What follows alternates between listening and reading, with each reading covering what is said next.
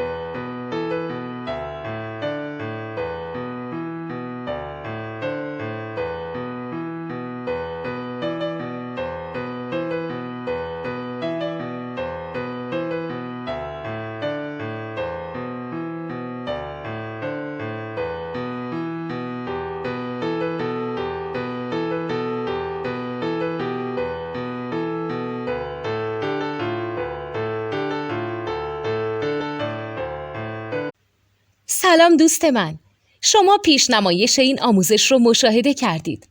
برای دیدن آموزش به صورت کامل میتونید به وبسایت نوت 2 که مرجع آموزش موسیقی هست مراجعه کنید.